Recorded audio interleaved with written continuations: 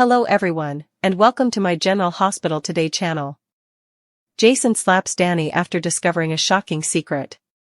Jason grills Danny, Rick's offer for Sunny. Jason Morgan grills Danny Morgan. Let's talk about what's going to happen in Port Charles because Rick Lansing will also have an offer for Sunny Corinthos. Since Rocco sacrificed himself so that Danny and Charlotte Cassadine wouldn't get caught, he's the one Professor Henry Hank Dalton just angrily dragged out of the research lab. Laura Collins will declare that no one will arrest her grandson, despite Dalton's desire to see him in handcuffs. There'll be plenty of bickering on Thursday's GH episode, but Laura's on the verge of a sacrifice that could perhaps save Rocco from charges.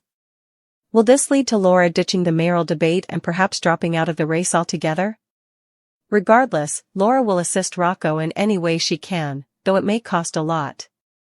As for Charlotte, she'll give Dante Falconeri and Lulu Spencer updates on Rocco's situation. Dante will tell Charlotte to start at the beginning and warn her not to leave anything out, so we'll see if Charlotte admits the whole story. After Giovanni Gio Palmieri hears about Rocco too, he'll tell Emma Scorpio Drake that it's going to be okay. Gio will declare that he knows what to do, so he'll try his best to fix all this for Rocco. Meanwhile, Jason will put Danny through an interrogation and demand to know whose idea it was to break in the lab. Danny might confess that Emma and Gio first approached the teens about the idea, but they decided to move ahead with it after Emma called off the plan. Next, Britt Westbourne will get on the phone and insist she really needs to see someone. That could be Jen Sidwell since Britt's about to have a heated confrontation with him and dish out some threats to protect Rocco. While Harrison Chase and Nathan West get to know each other as new work partners, Molly Lansing Davis will come to Alexis Davis's bearing great news. We'll see Molly voice some relief in Thursday's show, so this may be about Rick's clean bill of health and fresh start following his ordeal. Rick will continue to pretend he escaped a cult instead of Alexis' basement, so Alexis should be content to let Molly keep on believing that. Finally, according to General Hospital spoilers, Rick will visit Sunny and try to make a deal with him. It turns out Rick will want to prove how valuable he can be, so it sounds like he'll be looking for a job. Stay tuned to see how Sunny reacts because Rick may believe he can join Sunny's legal team or find another way to be useful for the right price. Danny and Charlotte freak out when Dalton catches Rocco in the lab. Professor Henry Hank Dalton busted Rocco Falconeri in the lab as Danny Morgan and Charlotte Cassadines panicked. After Brooklyn Quartermaine showed up with Harrison Chase and Jason Morgan, she wanted to know if Ned Quartermaine was going to be okay. Britt Westbourne was blunt about Ned's Widowmaker situation and felt that Portia Robinson was being overly cautious by waiting on his bypass surgery, which needed to happen now. Because Britt was frightening the family and this was not her call, Portia pulled Britt aside to yell at her. Jason eventually got Britt out of there and took her to Bobby's, where she complained about her job. Britt blamed Jason for making her come back to Port Charles, but Jason gave her a pep talk. Jason was clearly glad Britt returned and assumed Ned was too since she saved his life. Back at GH, it was determined that Ned's surgery should move forward ASAP. Brooklyn also learned Giovanni Gio Palmieri played a big role in saving Ned, so she was moved over that news and heard him call Ned Grandpa. During a private conversation with Emma Scorpio Drake, Gio regretted all the time he wasted not getting to know Ned. Although Gio worried their earlier bonding session was all he'd get, Emma thought Ned was a fighter. Meanwhile, Rocco, Danny and Charlotte all broke in the research lab using Britt's stolen key fob. The teens were surprised to see that there were no animals being tested, but they decided to dig around the lab anyway. Danny had more to lose since he'd been in trouble lately and was already being kept from Scout Quartermaine, but he refused to abandon Rocco and Charlotte as they searched. Once the teens heard Dalton coming, they turned off the lights and hid. Rocco made a noise and made Dalton aware of his presence when it became clear that he was going to find Danny and Charlotte. This was Rocco's way of showing his support for the team. Dalton got into a fight with Rocco before dragging him out of the room because he wanted him to be arrested for breaking and entering. Rocco sacrificed himself so Danny and Charlotte wouldn't get caught, so they acknowledged that once they were left alone in the lab. It wasn't long until Charlotte and Danny showed up at Bobby's with Rocco updates. Both Jason and Britt were stunned to learn Rocco got busted over the lab break-in the teens just carried out. In Alexis Davis's office, Drew Kane praised her for pulling off Willow Tate's release. Drew now wanted to focus on clearing Willow's name and making sure Michael Corinthos went down for shooting him. Alexis argued that they had to present multiple suspects and insisted she only had one shot to get Willow off the hook. Drew subsequently hired Martin Gray as a co-counsel to assist in carrying out his belief that Michael deserved to be held accountable. Alexis spoke with Martin privately and got him to see things her way, so Martin agreed that he'd try to convince Drew, too. That said, Martin basically warned Alexis to brace for Drew's wrath if her Willow strategy failed in court. At the Metro Court Gardens, Wiley Corinthos saw Willow standing in the distance and ran into her arms. Willow approached Michael and Jacinda Bracken's table with Wiley, so that brought tension all around.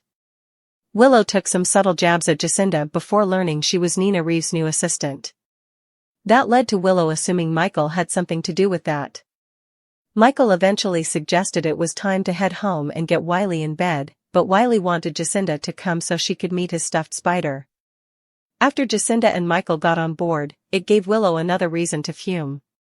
Willow privately called Michael out for letting Wiley be around an escort and ranted about knowing he was the one who planted that gun in her room. After Michael wrapped up his confrontation with Willow, he had a far more pleasant one with Jacinda in the Quartermaine kitchen. Michael admitted he wanted the kids to meet Jacinda anyway and got confirmation that no one could dispute their alibi story.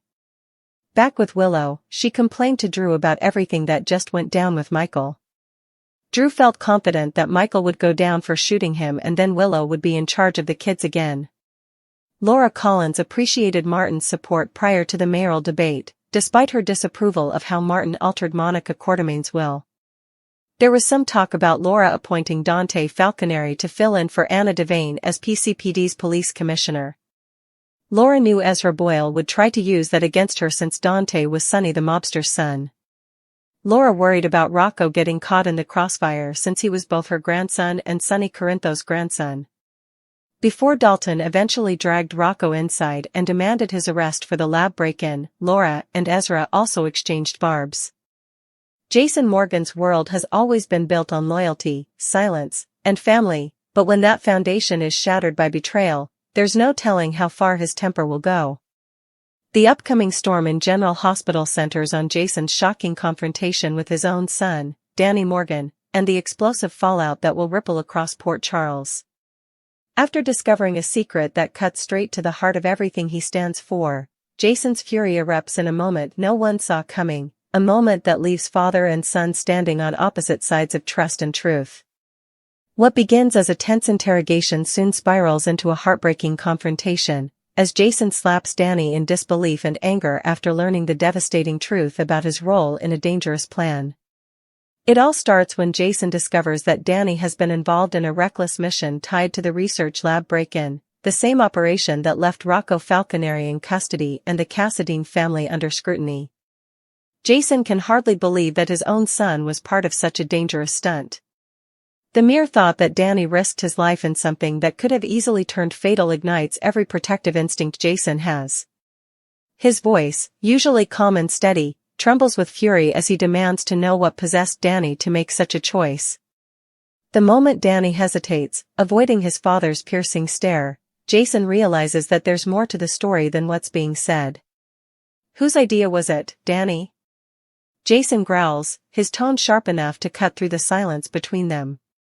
When Danny finally admits that Emma Scorpio Drake and Giovanni Gio Palmieri were part of the plan, Jason's patience begins to crack. But when Danny reveals that they went through with it after Emma called it off, Jason's composure shatters completely. The realization that Danny not only participated but chose to continue the scheme without adult guidance feels like a betrayal of everything Jason has taught him. In a moment of rage and disbelief, Jason's hand lashes out, a single, impulsive slap that reverberates through the room like a gunshot. The slap isn't just physical, it's symbolic, a father's anguish colliding with a son's guilt. Danny stands frozen, the shock on his face matching the horror in Jason's eyes as the weight of what just happened sinks in. For Jason, the action is born out of fear as much as anger, fear that his son has inherited the same dangerous path that has haunted Jason's own life. For Danny, it's a brutal wake-up call that his father's disappointment runs deeper than any punishment. But this confrontation is just the beginning. Jason, fighting to keep his emotions in check, begins to grill Danny for every detail. He demands to know who supplied the access codes, who opened the doors, and what they were truly after in that lab. Jason's questions come rapid fire, leaving Danny cornered and trembling. Eventually, Danny breaks down and admits the truth. They were trying to uncover evidence that linked Professor Henry Hank Dalton to something sinister involving Rocco and Charlotte Cassadine. But what Danny didn't realize was that his actions put innocent lives in danger and drew unwanted attention from dangerous people. Meanwhile, the fallout spreads quickly across Port Charles. After Rocco's arrest, Laura Collins steps in to protect her grandson, declaring that no one will lay a hand on him. Her maternal instincts take over, even as Professor Dalton demands justice. Laura's refusal to back down leads to a fiery confrontation, and the mayor faces the possibility of sacrificing her political career to save Rocco. Whispers begin that she might even withdraw from the upcoming mayoral debate, choosing family over power. Her decision sets off a chain reaction that divides Port Charles, some seeing her as a hero, others as a mayor who's lost control. As Charlotte Cassadine scrambles to explain everything to Dante Falconeri and Lulu Spencer, she's pressured to start from the very beginning. Dante's tone is stern but compassionate, warning her to leave nothing out. The young Cassadine, overwhelmed by guilt, hesitates before finally recounting how everything spiraled out of control. Meanwhile, Gio Palmieri, ever the loyal friend, promises Emma Scorpio Drake that he'll fix the situation, even if it means putting himself in harm's way. His determination echoes Jason's younger self, a reflection of how cycles of loyalty and sacrifice continue to haunt Port Charles's younger generation. While Jason is reeling from his confrontation with Danny, another figure is preparing to re-enter the world of power and persuasion, Rick Lansing. Having recently escaped a twisted situation that he claims involved a cult, though in truth, Alexis Davis knows it was far stranger, Rick is ready to reassert himself. Molly Lansing Davis visits Alexis to deliver good news about her father's recovery, relieved to see him healthy and seemingly clear-headed again. But Rick's return to the game isn't about redemption, it's about opportunity. When Rick shows up at Sonny Corintho's office, there's tension from the moment he walks in. The air between them is thick with old grudges and unspoken resentment. Yet Rick, ever the smooth talker, presents his case with precision. He insists he's changed, that he's looking to rebuild his life, and that he can be an asset to Sonny. Rick proposes an offer, a partnership, or at least a role as part of Sonny's legal team. His argument is compelling. He knows Sonny's world inside and out, and he can anticipate every legal threat that might come their way. But Sonny isn't easily convinced. Sonny leans back in his chair, studying Rick with his trademark calm intensity. "You want a job with me?" he says quietly. "After everything?" Rick nods, undeterred, explaining that he wants to prove his worth, that he can be valuable if given the chance. He promises loyalty, protection, and results. But Sonny's silence says more than words. He knows Rick too well to take anything at face value. Trusting Rick Lansing would be like handing a loaded weapon to a man who's already pulled the trigger once. As Rick pushes harder, Sonny's expression hardens. "You've got nerve, Rick. You walk in here, acting like we're old friends, like you didn't spend years trying to tear me down." The tension between them is palpable, a battle of wills playing out beneath the surface. Rick insists that this time is different, that his offer isn't about manipulation but mutual survival. With enemies closing in from all sides, he argues, Sonny needs someone who understands both the law and the darkness of Port Charles's underbelly. Whether Sonny accepts or rejects Rick's offer remains to be seen, but one thing is certain, Rick's reappearance will stir old wounds and ignite new rivalries. Back at the Quartermaine mansion, Jason wrestles with guilt over his outburst. Sam McCall tries to calm him, reminding him that he's human, that his anger came from a place of love. But Jason can't shake the image of Danny's hurt expression. He knows that one moment of rage could undo years of trust. As he sits alone, replaying their conversation, Jason begins to realize that his son's secret wasn't just a reckless act, it was a cry for independence, for understanding. He knows he must repair the damage before it's too late. Still, the secret Danny helped uncover may hold larger implications than anyone realizes. Professor Dalton's mysterious research, Rocco's sacrifice, and Laura's political fallout all seem to connect in ways that hint at a deeper conspiracy, one that could expose hidden players across Port Charles. As these threads intertwine, Jason's role shifts from enforcer to protector once again, but this time the person he must save may be his own son. In the end, the confrontation between Jason and Danny marks a turning point, not just for their relationship, but for the entire Morgan family. Jason's slap wasn't about punishment, it was the desperate act of a father terrified of losing his child to the same chaos that once defined his own life. Now, with Danny's confession out in the open and Rick Lansing making a dangerous offer to Sonny, Port Charles stands at the edge of another storm. Loyalties will be tested, alliances will shift, and Jason will have to decide whether to fight the war outside his family, or the one brewing inside his own heart.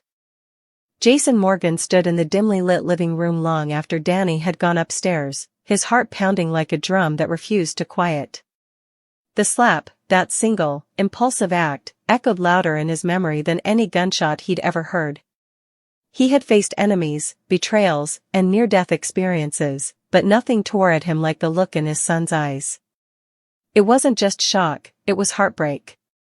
For the first time, Jason realized he might have become the very man he swore he'd never be, one ruled by anger instead of control. The silence in the house was suffocating. Sam McCall, who had witnessed the confrontation from the hallway, approached cautiously. Her voice trembled, soft but steady. "Jason, you need to breathe. You lost control for a second, but you can still fix this." Jason shook his head. "I hit him, Sam. I hit my son." The weight of those words crushed him. He was scared, not defiant. He was just trying to do the right thing, in the wrong way. Sam sighed, her eyes glistening. "He's your son, Jason. He's smart, brave, and too curious for his own good, just like his father. He didn't mean to betray you." But Jason couldn't let it go. "He broke into a restricted lab, Sam. If that security guard had shown up 2 minutes earlier, he'd be in handcuffs. Or worse." His voice cracked as he added, "I spent years fighting to protect this family from danger, and he walked right into it." Sam stepped closer, resting a hand on his arm. "Then teach him why it was wrong. Don't push him away for it." Jason turned toward the stairs, ready to apologize, but stopped when he heard Danny's voice behind him. The boy had come back down, his face streaked with tears. "I'm sorry, Dad," Danny whispered, his voice trembling. "I didn't mean to make you mad. I thought we were helping. Rocco was scared, and I just wanted to do something good." Jason's eyes softened, and the guilt hit him full force. "Come here," he said hoarsely. Danny hesitated, then stepped forward. Jason knelt down, looking into his son's eyes. "You scared me, Danny. I thought I was going to lose you." "I thought you'd be proud," Danny murmured. "You always say to protect the people you care about." Jason closed his eyes, the words cutting deep. "I did say that," he admitted. "But there's a right way and a wrong way. You can't fix everything alone. You could have been hurt, and I couldn't live with that."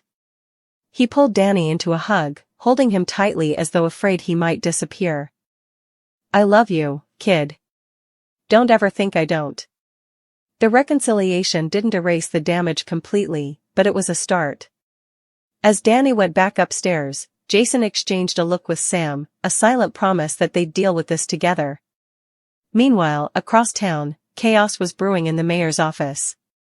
Laura Collins sat behind her desk, papers scattered before her, but her mind was elsewhere. The press was demanding answers about Rocco's arrest, and her political advisors were urging her to distance herself from the situation. But Laura's heart wouldn't let her. "I won't abandon him," she declared to Kevin Collins, her husband and confidant. "Rocco's a child. He doesn't belong in a courtroom, he belongs at home." Kevin, ever the voice of reason, frowned. "You may be right morally, but politically. Politics can wait, Laura interrupted firmly. He's my grandson. Her decision sent shockwaves through City Hall. By the afternoon, rumors were flying that Laura might drop out of the mayoral debate entirely, throwing the race into uncertainty. The people admired her integrity, but her opponents were quick to exploit her vulnerability, accusing her of favoritism and misuse of power. Still, Laura refused to back down, preparing to face whatever consequences came next. At the same time, Dante Falconeri and Lulu Spencer were struggling with their own guilt. Charlotte's confession had brought tears to Lulu's eyes, and Dante's anger, not at the kids, but at the adults who failed to protect them, was barely contained. They thought they were helping, Lulu said softly. They thought they were doing something heroic.